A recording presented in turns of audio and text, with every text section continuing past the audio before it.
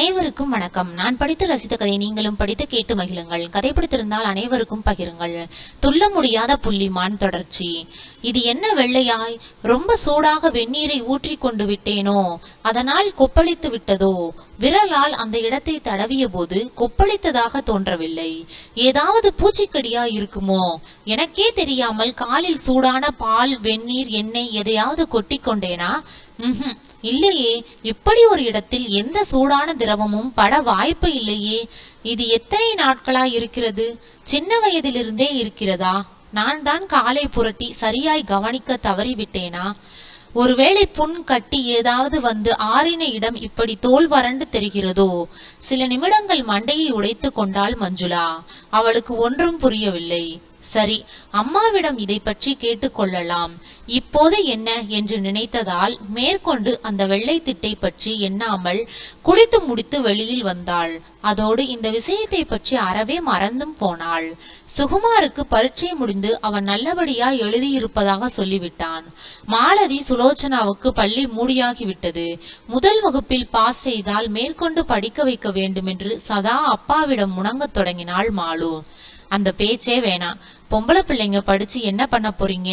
மஞ்சுளாவை இந்த வருஷம் கட்டி கொடுத்துட்டேனா அடுத்த 2 வருடம் முன்னையும் ஒருத்த வீட்டுக்கு அனுப்பிடுவேன். மஞ்சுளா போயாச்சுன்னா அம்மாவுக்கு உதவியா அடுப்படி காரியங்களை கவனிச்சு கத்துக்கிறத விட்டுட்டு மேல படிக்கிறது என்னத்துக்கு? சதாசிவம் மாலுவின் கெஞ்சலை காதில் போட்டு கொள்ளவே மறுத்துவிட்டார். மஞ்சுளா மாதிரி இல்லை மாலு. யாரை கொண்டு பிறந்திருந்தாளோ தெரியவில்லை. அடம், நினைப்பதை சாதிக்கும் குணம், பிடிவாதம் எல்லாம் ஒரு பெண்ணுக்கு தேவையில்லாத அளவுக்கு அவளிடம் இருந்தன. அம்மாவிடம் தொணதொணத்தாள். மஞ்சுளாவிடம் புலம்பினாள். நீ படிக்கலேனா நான் ஏன் படிக்காம நிக்கணும்? உன்னை விட நான் படிப்புல கெட்டிக்காரி. உனக்கு இஷ்டம் இல்ல, மேற்கொண்டு படிக்கல. எனக்கு விருப்பம் இருக்கே. என்ன மாலு நீ விவரம் புரியாம? மஞ்சுளாவா நல்ல இடத்துல கட்டி கொடுக்கணுமேனு நாங்க கவலைப்பட்டுக்கிட்டு இருக்கோம். பச்சை பிள்ளை ஆட்டம் விவரம் புரியாம நீ தொணத்துக்கிட்டு. பொறுக்க மாட்டாமல் அம்மா அதட்டினது மாலதியின் கண்களில் நீரை வரவழைத்தது. மஞ்சுளாவின் கல்யாணத்துக்கும் நான் படிக்கிறதுக்கும் என்ன சம்பந்தம்? பரீட்சையில ஃபர்ஸ்ட் கிளாஸ் வாங்கினா எனக்கு ஸ்காலர்ஷிப் கிடைக்கும்னு எங்க ஸ்கூல் மதர் சொல்லி இருக்காங்க. அப்புறம் உங்களுக்கு என்ன கஷ்டம்? செலவு ஒண்ணும் இல்லையே. காலேஜ் ஃபீஸ் கட்டுறது மட்டும்தான் செலவா? நீ காலேஜுக்கு கட்ட நல்ல துணிமணி, போக்குவரத்து, மத்த உபரி செலவுங்கெல்லாம் இல்லையா? அம்மாவுக்கு பதில் சொல்லாமல் அழும் தங்கையை பார்த்தால் மஞ்சுளாவிற்கு பாவமாக இருந்தது. மாலுவின் பக்கத்தில் வந்தாள். என்னம்மா நீ சும்மா மாலுவை விரட்டிக்கிட்டே இருக்க? நல்லா படிச்சா ஸ்காலர்ஷிப் வாங்கி தரேன்னு மதர் சொல்றாங்களாம். அப்புறம் என்ன பெரிய செலவு? அப்பா கிட்ட சொல்லி சமாதானப்படுத்தி ஆகிறத பார்க்காம அளவிடுறியே. அவ ஏற்கனவே பொறுப்பு தெரியாம இருக்கா. நீயும் சேர்ந்து செல்லங்குடு. எனக்கு என்ன? மீனாட்சி உள்ளே போய்விட்டாள். அதன் பிறகு பக்குவமாய் சமயம் கிடைத்த போதெல்லாம் மஞ்சுளா தந்தையிடம் பேசி ஒரு தினுசாய் அவரை சம்மதிக்க செய்திருந்தாள். நடுநடுவில் விவரம் அறிந்து பசுபதி, சரஸ்வதி, சுகுமார் அனைவரும் கூட மாலுவுக்கு அனுசரணையாய் பேசியதாலும் மார்க் வாங்கி பாஸ் ஆனதால் விடுமுறை முடித்த பின் கல்லூரியில் மாலதி சேர்வது தீர்மானமானதும் அல்லாமல் அதுவே நடக்கவும் செய்தது. இன்னும் 1 வாரத்தில் சுகுமாரின் தேர்வு முடிவுகள் வெளியாகி விடுமாம். தேசியமயமாக்கப்பட்ட வங்கி ஒன்றில் நிர்வாக பயிற்சிக்காக ஆள் எடுக்கிறார்களாம். சுகுமார் விண்ணப்பம் போட்டிருக்கான். படிப்பில் மட்டுமல்லாமல் டென்னிஸ் விளையாட்டிலும் கல்லூரி டீமில் சுகுமார் இருந்ததனால் சுலபத்தில் நல்ல வேலை கிடைக்கும் என்று பசுபதி வாய்க்கு வாய் சொல்ல தொடங்கிவிட்டார். அன்று ஞாயிற்றுக்கிழமை விடுமுறையில் எல்லோரும் வீட்டில் இருந்ததால் நல்ல டிஃபனாக செய்ய எண்ணிய மீனாட்சி வெங்காய வடை, தயிர் வடை செய்வதற்காக உளுந்தை நனைத்திருந்தாள். அம்மாவுக்கு உதவியாக மஞ்சுளா சமையல் கட்டில் இருந்தாள். லைப்ரரியில் இருந்து வாங்கி வந்திருந்த புத்தகத்தில் மாலு ஐக்கியமாகி இருந்தாள். என் நேரமும் கையில புத்தகம், ஒரு சாய்மானம். மாலதியை திட்டிக் கொண்டே வடைமாவை வழித்தெடுத்தாள் மீனாட்சி. அடுப்பில் வானலியை வைத்து எண்ணெய் ஊற்றினாள் மஞ்சுளா. எண்ணெய் புகையில் நீண்ட நேரம் நின்றால் மீனாட்சிக்கு கிறுகிறுப்பாக வரும் என்பதால் வடைகளை தட்டி எடுக்கும் பணியை அவள் மேற்கொண்டிருந்தாள். நீ வேணா உட்காரே, ரொம்ப நேரமா அடுப்படியில நிக்கிறியே.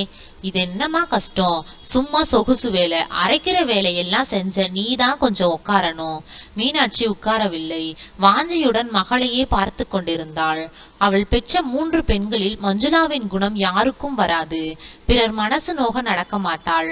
மற்றவருக்கு இதமாக இருக்க தெரிந்தவள். இவளை கட்டிக்கொள்ள எவனுக்கு கொடுத்து வைத்திருக்கிறதோ. மஞ்சுளாவை பார்க்கையில் கூடவே முன்னரையில் பிரம்பு நாற்காலியில் அமர்ந்து காலை ஆட்டிக்கொண்டு புத்தகம் படிக்கும் மாலு மேல் கண் ஓடியது. மாலுவுக்கு அவள் காரியமானால் சரி. சின்ன வயதிலிருந்தே அவள் அப்படித்தான். எதுவும் தனக்கு மிஞ்சித்தான் பிறருக்கு. ஒரு பெண் பிள்ளைக்கு இந்த குணம் ஏற்றதில்லையே. கணவனிடம் இது பற்றி மீனாட்சி பேசியதுண்டு. அவர் கேட்டுவிட்டு சிரிப்பார். பிறகு வயசானா எல்லாம் மாறிடும் மீனாட்சி என்பார். அவ்வளவுதான். எப்படி மாறும்? பிறவி குணம் எப்படி போகும்? சுலோச்சியை பற்றி மீனாட்சிக்கு கணக்காய் சொல்ல தெரியவில்லை. ஆற்றில் ஒரு கால் சேற்றில் ஒரு கால் என்பது போல நல்லதும் கெட்டதும் கலந்தே அவள் குணம் இருக்கிற மாதிரிதான் தோன்றியது. இந்த மஞ்சுளாவுக்கு ஒரு நல்ல வாழ்க்கையை அமைத்து கொடுத்து விட்டால் கவலை இல்லை. மீண்டும் மஞ்சுளாவை பற்றின எண்ணங்கள் மனதில் பின்ன மகளை நிமிர்ந்து பார்த்தாள். காதுக்கு பின்னால மாவு கையால தொடச்சுக்கிட்டியா? பரிவுடன் மீனாட்சி கேட்டாள். இடக்கையை தூக்கி இல்லம்மா, எங்க, இந்த பக்கமா என்ற மஞ்சுளா காதின் பின்புறம் தடவி விட்டு கொண்டாள். வெள்ளை மாவு அப்படியேதான் இருந்தது. இரு, நான் துடைக்கிறேன். புடவை தலைப்பை எடுத்து காதின் பின்பக்கம் சற்றே மீனாட்சி அழுந்த துடைத்ததும் அந்த வெள்ளை திட்டு போகாததால் பதட்டத்துடன் நெருங்கி அதை ஊன்றி பார்த்தாள். என்ன மஞ்சுளா இது? காதுக்கு பின்னால ஏன் வெள்ளையா இருக்கு? புருவத்தை நெறித்தாள் மஞ்சுளா. அடுப்பில் வெந்து கொண்டிருந்த வடையை எடுத்து சட்டியில் போட்டவள், எனக்கு தெரியாதுமா என்றாள். இப்படி வெளிச்சத்துக்கு வா, நல்லா பாக்குறேன். மீனாட்சி அடுப்பு தீயை அணைத்து விட்டு மகளை ஜன்னல் அருகில் இழுத்து சென்று பார்த்தாள். சாதாரணமாய் மஞ்சுளா காதில் முடியை தளைய விட்டு பின்னுபவள். இன்று புழக்கத்தின் காரணமாய் கூந்தலை உயரத்தில் தூக்கி அள்ளி சொருகி இருந்ததால் சின்ன வட்டமான அந்த வெள்ளை திட்டு பளிச்சென்று தெரிந்தது. அம்மாவின் பதட்டம் மஞ்சுளாவுக்கு புதியதாக இருந்தது. மூளை ஸ்டாண்டில் இருந்த முகம் பார்க்கும் கண்ணாடியை எடுத்து வந்து ஜன்னல் வெளிச்சத்தில் தன்னை பார்த்து கொண்டாள். ஆமாம், வெள்ளையாய்த்தான் இருக்கிறது. இது எப்படி வந்தது? எப்போது வந்தது? நின்று யோசனை செய்த நிமிடத்தில் 2 மாதங்களுக்கு முன் 10 பைசா அளவில் பின்காலில் ஒரு வெள்ளை திட்டை பார்த்ததும் பிறகு அதை பார்க்க நேர்ந்தாலும் ஏதோ தேமல் என்று ஒதுக்கிவிட்டதும் ஞாபகத்துக்கு வந்தது. இது எப்பெல்லாம் இருக்கு மஞ்சுளா? தெரியலம்மா, நானே இன்னைக்கு நீ சொல்லிதான் பாக்குறேன். ஆனா அம்மா, என் கால்ல கூட கொஞ்ச நாளைக்கு முன்ன ஒரு வெள்ளை வடுவ பார்த்தேன். அத பத்தி உன்கிட்ட கேட்கணும்னு நினைச்சேன். என்னமோ மறந்தே போயிட்டேன். மீனாட்சி அதிர்ச்சி அடைந்தது வெளிப்படையாக தெரிந்தது. எங்க காட்டு என்று பரபரத்தாள். சமையல் கட்டு கதவை சாத்திவிட்டு புடவையை தூக்கி காலை புரட்டினாள். 10 பைசா அளவுக்கு தோன்றிய திட்டு அப்படியேதான் இருந்தது. மாற்றம் ஒன்றுமில்லை. கையால் மஞ்சுளாவின் காலை தடவின மீனாட்சி தரையில் அப்படியே உட்கார்ந்து கொண்டாள். என்னம்மா, என்ன விஷயம்? இது ஏதாவது வியாதியா அம்மா? மஞ்சுளாவுக்கு மீனாட்சி பதில் சொல்வதற்குள் கதவை திறந்து கொண்டு தலையை நீட்டினாள் மாலதி. அம்மாவும் பொண்ணும் உள்ள என்ன பண்றீங்க? எனக்கு பசிக்குது. டிஃபன் ரெடியா இல்லையா? அம்மாவை அப்படியே விட்டுவிட்டு டிஃபன் ரெடி, எல்லாரும் சாப்பிட வாங்க, தட்டி எடுத்து வை என்றாள் மஞ்சுளா தங்கையிடம். அப்பா தங்கைகள் சாப்பிட்டு முடிந்ததும் மயக்கமாக இருக்கிறதென்று படுத்திருந்த அம்மாவிடம் மீண்டும் வந்தாள் மஞ்சுளா. என்னம்மா? மீனாட்சியின் கண்களில் தாரை தாரையாய் கண்ணீர். என்னம்மா, எதுக்காக இப்படி கலங்கி போயிட்ட? மறுபடியும் வினவிய மகளை ஆற தழுவி கொண்டாள் மீனாட்சி. நான் என்னன்னு சொல்லுவேன் மஞ்சுளா, மோசம் போயிட்டேனே. எதற்காக இந்த அம்மா இப்படி குமுறி குமுறி அழுகிறாள்? விவரம் சொல்லாம என்னம்மா இது? மாலு சுலோச்சி எங்க? சுலோச்சி விளையாட போயிட்டா. மாலு சிநேகிதி வீட்டுக்கு போயிருக்கா. அப்பா மாடியில. என்ன விஷயம் சொல்லு. மீனாட்சி சொன்ன விஷயம் பயங்கரமாயிருந்தது. மீனாட்சியின் தாய் சின்ன வயசிலேயே செத்து போய்விட்டாள். அவளுக்கு பெரியவளாகும் முன் 14 வயதில் கல்யாணம். 17 வயதில் மீனாட்சி பிறந்து விட்டாள். 19ஆம் வயதில் காரணமில்லாமல் அவளுக்கு உடம்பில் வெண்குஷ்டம் தோன்றியது. மருந்து இல்லாத அந்த வியாதியோடு படாத பாடுபட்டு சீரழிந்து மனம் வெதும்பி அந்த ஏக்கத்திலேயே அவள் மாண்டு போனாள். இந்த வெண்குஷ்டம் பரம்பரை பரம்பரையாக வருவதுண்டு என்று சிலர் சொன்னதன் பேரில் வயிற்றில் நெருப்பை கட்டிக்கொண்டு மீனாட்சி வாழ்ந்தாள். தற்சமயம் 42 வயது நடப்பதால் அந்த வியாதியிலிருந்து தப்பித்து விட்டோம் என்று மகிழ்ந்திருந்தவரை ஒரு தலைமுறை விட்டு மஞ்சுளாவுக்கு அந்த வியாதி வந்து பூதமாய் கலக்கியதில் என்ன ஆச்சரியம்? ஐயோ, நான் என்ன செய்வேன்? மஞ்சுளா, செதுக்குன சிலை மாதிரி இருக்கிற உனக்கு இந்த பயங்கரம் வந்தா நான் அதை தாங்கிக்க மாட்டேமா? இது என்ன சோதனை? அம்மா சொன்ன வார்த்தைகள் நெஞ்சில் இறங்கி அதன் தீவிரம் புரிய மஞ்சுளாவுக்கு சில நிமிடங்கள் ஆயின. தனக்கு வந்திருப்பது வெண்குஷ்டம் என்ற நோயா? இந்த பெயரை கேட்டாலே மக்களை அருவருத்து ஒதுங்க வைக்கும் வியாதி தனக்கா? அம்மா சொல்ல சொல்ல என்றோ சின்ன வயதில் நினைவு பிரியாத நாட்களில் பார்த்த பாட்டின் ஞாபகம் மனதை நெருடியது. முகத்திலும் உடம்பிலும் வெள்ளையும் கருப்பும் மாறி மாறி கோலம் போட்டிருக்க, யாருடனும் பேசாமல் அறையின் இருண்ட மூளையோடு மூளையாய் சதா வெள்ளை புடவையில் ஒரு பெண்மணி இருப்பாளே, அதுதான் பாட்டியா? இவ எனக்கு சோறு போட வேணாம், இவளை பார்த்தா எனக்கு பயமா இருக்கு என்று வீட்டுக்கு வந்த விருந்தாளியின் பிள்ளை ஒருவன் அழுதது லேசாய் நினைவில் தலை தூக்குகிறதே, அதுதான் என் பாட்டியா? என் பாட்டியின் சொத்தாக எனக்கு வந்திருக்கிறதா? நினைப்பு உண்டாக்கின வலியின் கொடுமை தாழாமல் அழும் அம்மாவை அணைத்து கொண்டு வெளியே கேட்காமல் விசித்து விசித்து கேவினாள் மஞ்சுளா. அதன் பிறகு பழங்காலத்து கட்டடம் பார்த்தாலே தெரிந்தது. பெரிய ஹால், பூதாகரமான நிலை, ஜன்னல்களோடு என்றைக்கோ பூசிய சுண்ணாம்பு திட்டு திட்டாய் உதிர்ந்து பாசி படர்ந்து அந்த வீடு இருந்தது. கேட் அருகில் டாக்டர் இருதயராஜ் ஸ்கின் ஸ்பெஷலிஸ்ட் என்ற போர்டு என்றைக்கு எழுதினதோ உற்று பார்த்தால் மட்டுமே வார்த்தைகள் தெளிவாகும் விதத்தில் இருந்தது. மீனாட்சியும் மஞ்சுளாவும் கேட்டில் நுழைந்து வீட்டை அடைந்து படியேறி சார் என்று குரல் கொடுத்தார்கள். யாரு? நாங்க டாக்டரை பார்க்கணும். டாக்டரையா? கேள்வி கேட்டுக்கொண்டே வந்த கிழவருக்கு ஆச்சரியம் எழுந்தது. நான் தான் டாக்டர், என்ன விஷயம் என்று வினவின போது, அட, நம்ம இன்னும் டாக்டர்னு மதிச்சு பேஷண்ட் வர்றாங்களே என்ற திகைப்பு கலந்த பெருமை குரலில் தெரிந்தது.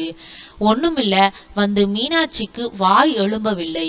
இந்த கிழவரா டாக்டர்? ரொம்ப வயசானவராய் இருப்பார் போலிருக்கிறதே, வைத்தியம் சரியா செய்வாரா? என்னம்மா விஷயம்? இப்படி ரூம்குள்ள வாங்க. அவர் முன்னால் போக இவர்கள் பின்தொடர்ந்து வாசல் பக்கம் இருந்த அறைக்கு சென்றார்கள். உட்காருங்க. இப்பெல்லாம் நான் அதிகம் பேஷண்ட்டுகளை பாக்குறது இல்ல, பார்த்தது உழைச்சது போதும்னு தீர்மானம் பண்ணிட்டேன். என்னை பார்க்க சொல்லி யாரு சொன்னாங்க? என்ன விஷயம்? யாரு பேஷண்ட்டு? யார் இவரை சிபாரிசு பண்ணியதாக மீனாட்சி சொல்லுவாள்?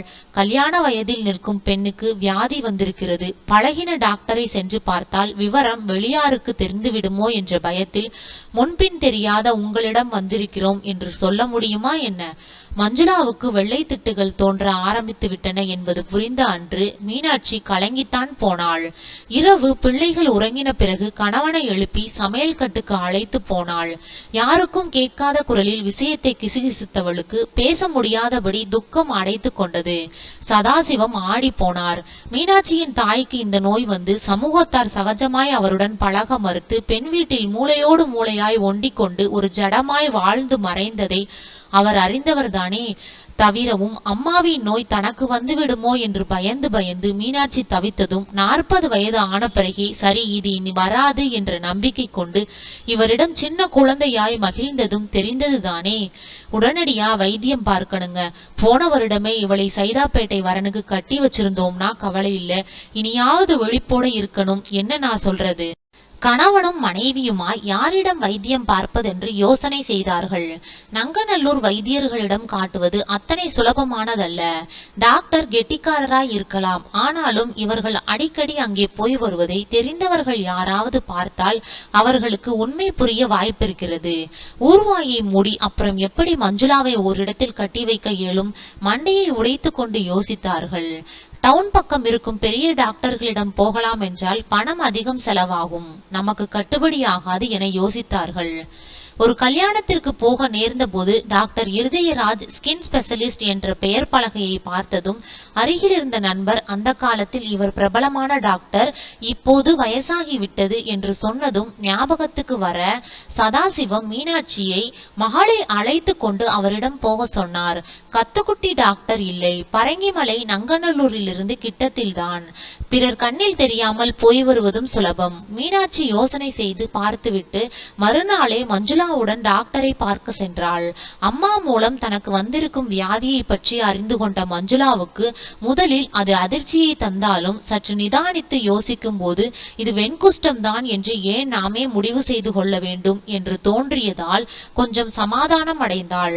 மேலும் அந்த காலம் மாதிரியா இப்போது என்னென்ன மருந்துகள் வைத்தியங்கள், ஆனானப்பட்ட டிபி வியாதியையே 5 நாள் மருந்தில் குணமாக்குகிறார்களே, இந்த சின்ன வெள்ளை திட்டுக்களுக்கா வைத்தியம் இருக்காது? அம்மாவோடு தோல் நிபுணரை காண வந்த மஞ்சுளாவுக்கு ஏனோ மனதில் அத்தனை கலக்கம் இல்லை.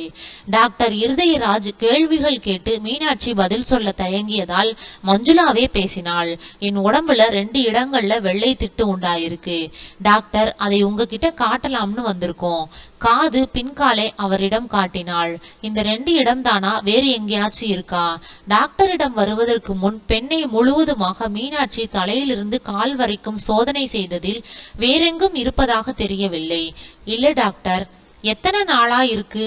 இப்ப 2 மாசம்தான்.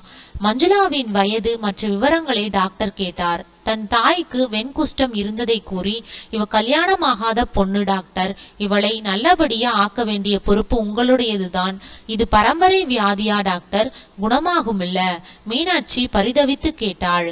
இது வெண்குஷ்டம் மாதிரி எனக்கு தெரியல, ஏதாவது விட்டமின் குறைபாடா இருந்தா கூட இப்படி வரும். 1 மாதம் வைத்தியம் பார்த்தா போயிடும், கவலைப்படாதீங்க. டாக்டர் சொன்னதில் தாய்க்கும் மகளுக்கும் ஏக சந்தோஷம். வாரத்திற்கு 2 முறை பி காம்ப்ளெக்ஸ் ஊசி போட்டு கொள்ள சொல்லி உள்ளுக்குள் சாப்பிட மாத்திரை டானி கொடுத்தார். வீட்டுக்கு வந்து கணவனிடம் தாங்கள் எத்தனை குழந்தைத்தனமாக பயந்து விட்டோம் என்று கூறி மீனாட்சி சிரித்தாள். அன்று மாலை சில நிமிடங்கள் தனிமை கிடைத்த போது சுகுமார் மஞ்சுளாவை மடக்கினான். என்ன ஆளை கண்ணிலேயே காணோம்? காலையில எங்க வெளியே போயிட்டு ரொம்ப நேரம் கழிச்சு வந்தீங்க? ஒரு நிமிடம் அவனிடம் அம்மாவும் தானும் ஏதேதோ கற்பனை பண்ணி கொண்டு பயந்ததையும் இன்று டாக்டரை பார்க்க போய் வந்ததையும் அவர் இது ஒன்றுமே இல்லை என்று ஊதி தள்ளிவிட்டதையும் சொல்லலாமா என்று நினைத்த மஞ்சுளா தன் கருத்தை சுகுமாரிடம் சொல்லி ஏன் பெரிதுபடுத்த வேண்டும் என்று பேசாமல் இருந்தாள். அவள் பதில் சொல்லும் முன் சுகுமாரே தொடர்ந்தான். அட, சொல்ல மறந்து போயிட்டேனே, என்னை பேங்க்ல இன்டர்வியூக்கு கூப்பிட்டுருக்காங்க. நிஜமாவா? என்ன இந்த குட் நியூஸை மெதுவா சொல்றீங்க? லெட்டர் வந்த உடனே சொல்லத்தான் உன்னை தேடினேன், நீ இல்ல. ஆமா மஞ்சுளா, பரீட்சைக்கு முன்னால தனியா பீச்ல சந்திச்சு வாழ்த்து சொன்ன மாதிரி இன்டர்வியூ போறதுக்கு முன்னாலேயும் சொல்லுவியா? பிளீஸ். ஆசைய பாரு, என்னால முடியாது. சும்மா பொய் சொல்லிட்டு எப்படி வரதா? நீ யார பார்க்க வர? என்னை தானே, உன்னை கட்டிக்க போறவனை தானே. ரிசல்ட் வந்து வேலை விஷயம் தீர்மானமானதும் நான் வீட்டுல இத பத்தி பேசிடுவேன். மிஸ் மஞ்சுளா மிஸ்ஸஸ் சுகுமாரா இன்னும் 2 மாசத்துல மாறிடுவாங்க. சிரித்தாள் மஞ்சுளா. இந்த சிரிப்பு தானே வேண்டாங்கிறது? ஆளை நாள் பூரா தவிக்க விட்டுக்கிட்டு மீண்டும் வேண்டுமென்றே பற்கள் காட்டி ஒய்யாரமாய் சிரித்துவிட்டு உள்ளே ஓடினாள் மஞ்சுளா. அடுத்த வாரம் பேங்க் இன்டர்வியூக்கு போய் வந்தான் சுகுமார். அவன் விருப்பப்படி தனிமையில் அவனுக்கு வாழ்த்து கூற இயலாததால் ஒரு கடிதத்தில் தன் அன்பையும் வாழ்த்துக்களையும் சேர்த்து தெரிவித்தாள் மஞ்சுளா. பேங்க் அதிகாரிகளுக்கு இவனை பிடித்த மாதிரி தான் தோன்றியதாம். 10 நாட்கள் கழித்து இன்னொரு இன்டர்வியூ இருக்கும் என்ற தினசில் பேசினார்களாம். அதுக்குள்ள MA ரிசல்ட் வந்துடும், இந்த பேங்க் வேலை கிடைச்சதுன்னா நல்லா இருக்கும். பசுபதி நாளெல்லாம் ஓயாது சுகுமாரின் பேங்க் வேலை பற்றியே பேசினார். கேட்டுக்கொண்டே நின்ற மஞ்சுளாவுக்கு அடிமனதில் நெருடியது. என்னவோ கோட்டைகளை கட்டுகிறோமே, இதெல்லாம் நடக்குமா என்ற பயம் தோன்றியது. MA பரீட்சை முடிவு வந்துவிட்டது. எதிர்பார்த்தபடியே சுகுமார் சிறப்பாக தேர்ச்சி பெற்றிருந்தான். தொடர்ந்து வங்கியிலிருந்து வந்த 2வது இன்டர்வியூக்கு போய் வந்தான். முடிவுகளை விரைவில் தெரிவிப்பதாக சொல்லி இருக்கிறார்களாம். வைத்தியரிடம் வாரம் 2 முறைகள் மஞ்சுளா போய் ஊசி போட்டு கொள்ள தொடங்கி 1 மாதத்துக்கும் மேலேயே ஆகிவிட்டது. தினம் மீனாட்சி பெண்ணை அழைத்து யாரும் பார்க்காத நேரத்தில் காதுக்கருகில் முடியை தூக்கிவிட்டு பார்த்தாள். சூ மந்திரகாளி என்று சொல்லி யாராவது வெள்ளை திட்டுகளை மறைய செய்ய மாட்டார்களா என்ற நப்பாசை. பலன் ஒன்றும் இருப்பதாக தெரியவில்லை. அடிக்கடி எங்க போய் வரீங்க என்று சுகுமாரின் அம்மா சரஸ்வதி கேட்டுவிட்டதால் மஞ்சுளாவுக்கு உடம்பு வீக்கா இருக்கான், 10 பி காம்ப்ளெக்ஸ் ஊசி போட்டுக்க சொன்னாரு டாக்டர் என்று பட்டும் படாமலும் உண்மையை சொல்லி வைத்தாள் மீனாட்சி. அன்று மாலை கொடுத்த கடிதத்தில் விவரம் கேட்டிருந்தான் சுகுமார். நீ டாக்டரிடம் போய் ஊசி போட்டு கொள்ளும்படி உனக்கு என்ன உடம்புக்கு என்னிடம் சொன்னால் என்ன என்று ரொம்ப வருத்தப்பட்டிருந்தான். இவனின் கரிச பாசனமும் அன்பான கேள்விகளும் மஞ்சுளாவுக்கு சந்தோஷத்தை தந்தன. சுகுமாரிடம் தனிமையில் பேச அவளுக்கு எத்தனையோ விஷயங்கள் இருந்தன. ஆனால் அந்த ஆசை நிறைவேறாதபடி ஒன்று மாற்றி ஒன்றாய் குறுக்கீடுகள். வேலைக்கு சேர்ந்த பிறகு இஷ்டப்படி சுத்த முடியாது என்ற காரணத்தால் 10 நாட்களுக்கு பெங்களூரில் உள்ள சித்தப்பா வீட்டுக்கு போய் வருவது என்று சுகுமார் தீர்மானம் செய்ததும் பசுபதியும் ஆபீஸுக்கு லீவு போட்டுவிட்டு மனைவி மகனுடன் தம்பி வீட்டுக்கு புறப்பட்டு போனார். அவர்கள் புறப்பட்டு போன மறுநாள் தன் புடவைகளை துவைத்து கஞ்சி போட்டு வெயிலில் உலர்த்திய சமயத்தில் தண்ணீருக்கடியில் விரல்களை பார்த்த மஞ்சுளா திடுக்கிட்டு போனாள். எல்லா விரல்களும் ஒரு மாதிரியான நிறத்தோடு இருக்க இடதுகை ஆள்காட்டி விரல் நுனி மட்டும் கூடுதல் வெளுப்பாக இருந்த மாதிரி தெரிந்தது. கையை துடைத்து கொண்டு அம்மாவிடம் கொண்டு காட்டினாள். அதேதான், அதே திட்டுதான். அன்றே டாக்டரை சென்று பார்த்தார்கள். இன்னும் கொஞ்ச நாள் ஊசி போட்டுக்கோங்க பாப்போம் என்று அவர் சொன்ன பதில் இவர்களுக்கு திருப்தி அளிக்கவில்லை. வீட்டுக்கு வந்து வாசல் ஜன்னலில் அமர்ந்து கொண்ட மஞ்சுளாவுக்கு மனசே சரியில்லை. வெறும் விட்டமின் குறைபாடு இல்லையோ, பின் ஏன் ஊசி போட்டு கொள்ளும் போதே இது பரவ வேண்டும்? இப்படியே உடம்பு பூராவும் வந்து விடுமோ? யாராவது விவரம் தெரிந்தவர்களை கேட்டு அவர்கள் இது என்ன வியாதி என்று குறிப்பாய் சொல்லிவிட்டால் தேவலை போல இருந்தது. இருப்பு கொள்ளாமல் தவித்தாள். தங்கை லைப்ரரியிலிருந்து கொண்டு வந்திருந்த ஒரு தமிழ் பத்திரிகையை புரட்டிய போது தன் தவிப்புக்கு வடிகால் தருகிற விளம்பரம் ஒன்றை பார்த்தாள். வெண்புள்ளிகளை சித்த வைத்தியம் மூலம் குணம் செய்யும் நிபுணர் ஒருவரின் விளம்பரம் அவளுக்கு புது தெம்பை தர அது பற்றி அம்மாவிடம் பேசினாள். மாலையில் சதாசிவம் வந்ததும் சொல்லிவிட்டு மாம்பழத்தில் இருந்த அந்த வைத்தியர் வீட்டுக்கு இருவருமாய் போனார்கள். ஜே என்று கூட்டம். டாக்டர் ரொம்ப பிஸியானவர் போலிருக்கிறது. மஞ்சுளாவை அவர் 1 மணி நேரம் கழித்துதான் கூப்பிட்டார்.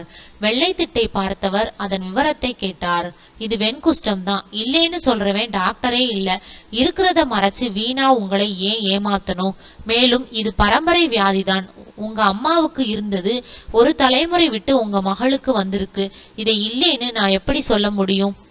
ஆனா கவலைப்படாதீங்க, நம்ம சித்த வைத்தியத்துல இதுக்கெல்லாம் மருந்து இருக்கு. பஸ்பம் தரேன். இந்த களிம்பை வெள்ளை திட்டு மேல பூசுங்க. மருதாணி இலையை அரைச்சு அந்தந்த இடத்துல பூசுங்க. உடனடியா பலன் தெரியும். அடுத்த வாரம் வாங்க. வைத்தியர் சொன்னதையெல்லாம் தனிமையில் அமர்ந்து மனதில் மீண்டும் மீண்டும் நினைத்து பார்த்தாள் மஞ்சுளா. அப்பா அம்மாவுக்கு தன்னால் பண செலவு மட்டுமல்ல, மனதிலும் துன்பம் என்று முதல் தடவையாக நினைத்த மஞ்சுளாவுக்கு ரொம்ப வருத்தமாயிருந்தது. சுகுமாரிடம் இதை பற்றி எத்தனை நாட்களுக்கு சொல்லாமல் இருக்க முடியும்? பெங்களூரிலிருந்து திரும்பியதும் கல்யாண பேச்சை எடுப்பதாக சொல்லி இருக்கிறாரே, அவரிடம் எனக்கு வெண்குஷ்டம் வந்திருப்பதை சொன்னால் எப்படி எடுத்துக்கொள்வார்? சொல்லாமல் இருக்கலாமா? ச்சே, அது தப்பில்லையா? கணவனாக போகும் ஒருவரிடம் இப்படிப்பட்ட விஷயத்தை மறைப்பது பாவம் இல்லையா? நினைவுகள் தாறுமாறாக எழுந்து வேதனையை கொடுத்ததால் ஒன்றுமே செய்ய தோன்றாமல் விக்கி விக்கி அழத் தொடங்கினாள் மஞ்சுளா. தொடரும். நன்றி. கதையை பத்தின கருத்துக்களை கமெண்ட் பாக்ஸில் தெரிவிக்கவும். தங்கள் ஆதரவிற்கு நன்றி.